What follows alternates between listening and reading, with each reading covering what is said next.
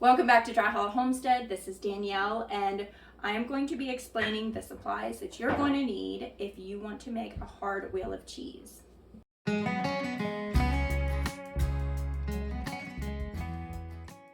So said wheels of cheese look like this. This is going to be a hard cheese that is going to age, a pressed cheese that is aging.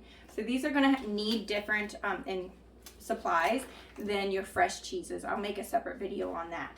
So we're thinking of, this is a Romano, or this is a cheddar that I made back on the 1st of November. And this was a Romano I made on the 17th of November. So they are pressed. These are actually aging in my fridge. This is what you're going to need in order to do a cheese like this. So you definitely need references. I would start with making sure that you have some references like me, your friend online, to show you how.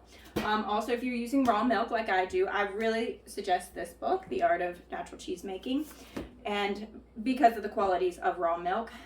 But if you are not, you can get this book, which obviously I love because all my videos pretty much show this book in it, and I have it linked in the description below. This actually, she does not use raw milk. So that's where you need both references, I feel like, in order to understand the raw milk cheese making. You need both, but this is the recipe book that has tons, hundreds, 200 easy recipes on making cheese. So I use references a lot. So make sure you have a good reference. Now, the first step in making cheese is to heat your milk. And obviously you can heat your milk in whatever, stainless steel, or I also have a Dutch oven that I use, but I use that mostly for soft cheeses. But you're going to want a heavy bottom pot. So I started my hard wheels of cheese in this stainless steel pot. It's just quite heavy at the bottom. It's very good. This is Valroth. I will link one below. And this fit, I think, 3 gallons of milk in it. So that was what I started with. I have now upgraded to a larger version that has a 35 quart. I can fit 6 gallons of milk in this one. But I didn't want to invest. When I started, I already had the stock pot, and I didn't want to invest in anything that was more because you're not sure if you're going to, you're not really sure if you're going to do this long term or not. So start with a good pot. I would not do like your canning pot, your water bath canning pot. Don't use that. What is that? That's like, yeah, it's not good quality for cheese, and it can actually react to your milk. So make sure it's a good stainless steel pot that has a thick bottom. Okay, and a little note on buying cheese pots. If it says it's a 5 gallon, honestly, you can only put 4.5. Always a little bit less than what they say. This is supposed to be a 35 gallon quart, which would be more than 6 gallons, but whatever. It works for 6, and that's it. So you need a pot to warm up your milk, and then you're going to need to culture your milk. There's 2 types of bacteria that you can use to culture your cheeses, and these are very, very common in cheese making, and I link these below. There is a this one's meso, and this is thermophilic cheese culture. So thermo just can be heated higher, can handle a higher temperature. That's why it's called thermophilic.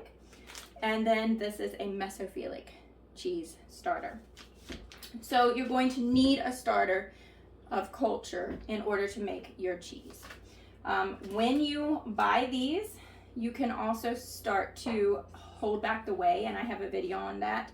And so that you don't have to continually buy these packets, you can hold back the whey. This can really last you a long time if you do it the way I teach you in that video.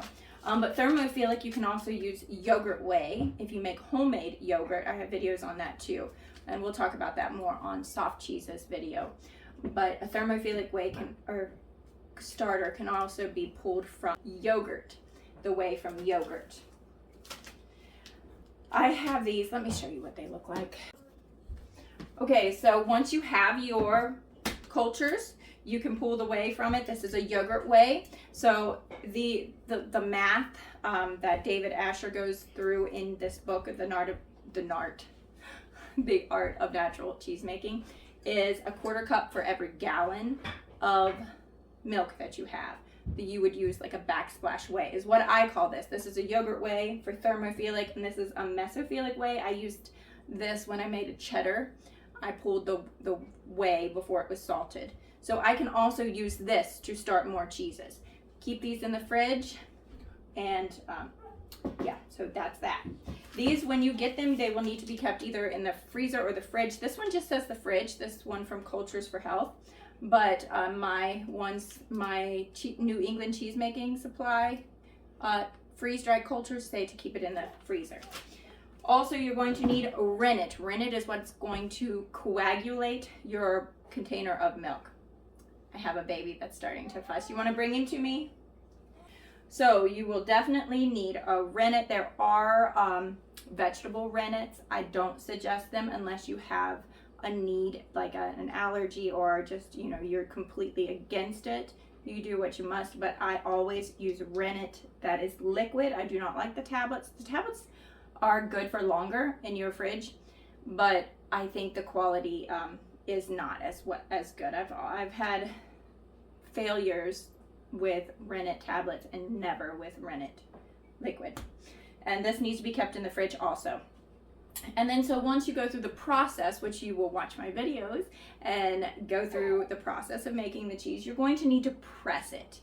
So one of the things you're going to need is what they call cheesecloth. Is not cheesecloth. This is a flour sack towel that I actually pick up at my local Walmart. So this is not anything fancy. This isn't even from a cheesemaking supply place, but it is a cotton. They have organic too. I don't remember. I know I got unbleached. I don't think it was organic. It's a cotton muslin. That's what I use as a cheesecloth. So you're going to need a cheesecloth for cheesemaking, but like I said, you can pick that up at a local Walmart. You could take time and actually cut a large muslin and yards of muslin and make it, but this works great too. And then everybody usually has a strainer. Some cheeses you could just do a strainer, depending on what cheese you make, but everybody has a strainer in their kitchen. And then the most expensive thing to making cheese, a supply that is hard to get around, is a press. In order to have a pressed cheese, you need a press. The press is going to let it release more whey, which is going to help keep that cheese fresh and age without going bad. So I actually got this off eBay, but this I cannot find on eBay anymore. So let me go over the details. Sorry, we have a little guy with us right now. So this is what I actually got off eBay. This literally is a cutting board with 2 of these screw rods. I know I'm not saying these right, but it doesn't matter. 2 boards like this and springs on either side, and then you can crank it down. So I really suggest to have a spring-loaded press if you have a choice, because it gives you continuous pressure. If not, once the whey is released, there's lots of different types of cheese presses, but I really suggest that if you have the option, please try to get one that is spring-loaded like this, because it'll make for a better cheese, less hands-on time where you have to come back and adjust it over and over again. So this is what I've got. I really hope that you can rig up something yourself. Now, before I bought this off eBay, I had made little presses out of things like this. This is a Cool Whip container. You can poke holes through the Cool Whip container or whatever container, yogurt, whatever it is. Now, doing a lot of milk would be really hard. Oh no. Doing a lot of milk in one of these, it really isn't going to work well. But if you want to start with like a 2 to 3 gallon and you want to start doing it with this until you get enough money and invest in a press, I totally suggest that. So you stab holes in a container. Make sure you stab them so that the holes are from the inside and that the plastic is on the outside. The jagged edges of the plastic is on the outside. Anytime you're pressing, you're going to use your cheesecloth in there too. And then you can make a follower, which is, here is my one I bought off New England Cheesemaking Company. This is the follower that came with it, and this was the mold. This is a 3 to 5 gallon Tomme mold. I will try to link in the description this too. And I also bought the drip tray from there. But even if you could just start before you get a press to buy your mold and use that with things on top of it as heavy, like books or jars, things to give pressure to it, you're just going to have to be a little more careful, but it'll keep you from investing quite so much. But this was called the Tomme with the holes. So you can make something similar to this with plastic containers to get you by if you don't have any right away.